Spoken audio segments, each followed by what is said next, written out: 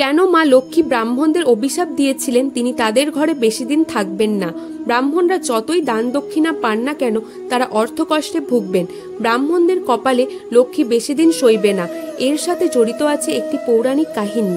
একবার ঋষি ভৃগু তার আশ্রমে ঋষিগণদের কাছে প্রশ্ন রেখেছিলেন, আমরা যে পূজা অর্চনা করি সেই পূজা কার কাছে যায়?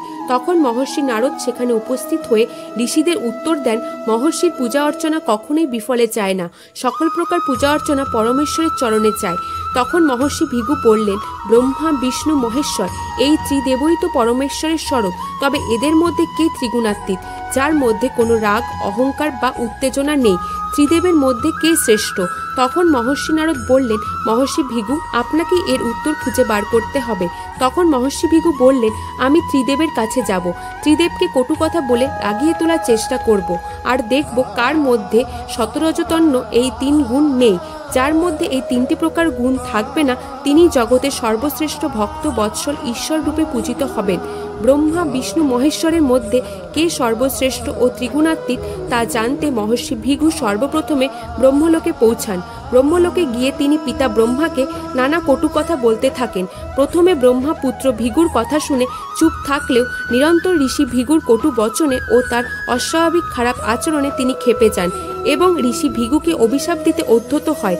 এবং ঋষি ভৃগু পিতা ব্রহ্মার কাছে ক্ষমা প্রার্থনা করে বললেন, তিনি আসলে ব্রহ্মা বিষ্ণু মহেশ্বরের মধ্যে কে আসলে ত্রিগুণাতীত তার উত্তর খুঁজতে ব্রহ্মলোকে এসেছেন তা সবিস্তারে জানান। তবে যাওয়ার আগে তিনি ভগবান ব্রহ্মাকে বললেন, আপনি ত্রিগুণাতীত নন, আপনার মধ্যে ক্রোধ অহংকার 2 বিদ্যমান।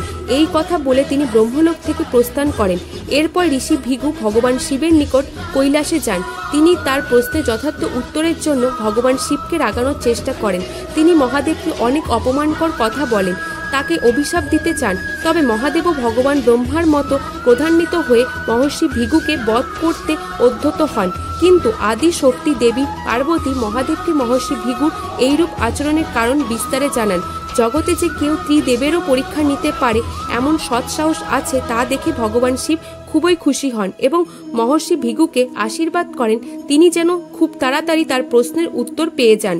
মহর্ষি ভৃগু উপলব্ধি করলেন মহাদেবও তার সংযম হারিয়েছেন, তিনিও সর্বশ্রেষ্ঠ ত্রিগুণাতীত দেব নন। এরপর তিনি মহাদেবের কাছে ক্ষমা প্রার্থনা করে কৈলাস থেকে প্রস্থান করেন।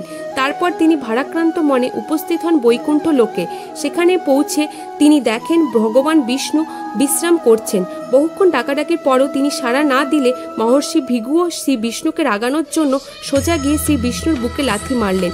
এই আঘাতে শ্রী বিষ্ণুর নিদ্রা ভঙ্গ হয়, কিন্তু শ্রী বিষ্ণু এই অপকর্মের পরিবর্তে তাকে কোনো অপমান করেননি, বরং মহর্ষিকে সসম্মানের সাথে বসিয়ে মহর্ষির পায়ে হাত দিয়ে পরীক্ষা করছেন মহর্ষির কোনো ব্যথা পেয়েছেন কিনা।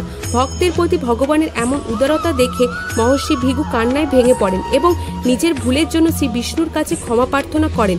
ভক্তের ক্ষমাহীন ভুলের জন্য যেখানে তাকে ভস্ম করার কথা সেই পরিস্থিতিতে ভগবান বিষ্ণু ভক্তের কল্যাণের কথাই ভেবেছেন যে তার পায়ে আঘাত লেগেছে কিনা। অবশেষে মহর্ষি ভৃগু সিদ্ধান্তে এলেন শ্রী বিষ্ণুকে অহংকার ক্রোধ উত্তেজনা এমন কিছুই স্পর্শ করতে পারেননি, তাই তিনি সর্বশ্রেষ্ঠ ত্রিগুণাতীত পরমেশ্বর। তবে দেবী লক্ষ্মী মহর্ষি ভৃগুর এইভাবে বিনা অপরাধে শ্রী বিষ্ণুর বুকে লাথি মারাকে কখনোই সহজভাবে নিতে পারেননি। দেবী লক্ষ্মী স্বামীর এই অপমানে খুবই ক্রোধান্বিত হয়। তিনি মহর্ষি ভৃগুকে জানান শ্রী বিষ্ণু হৃদয়ে সর্বদা শ্রী লক্ষ্মীর বাস।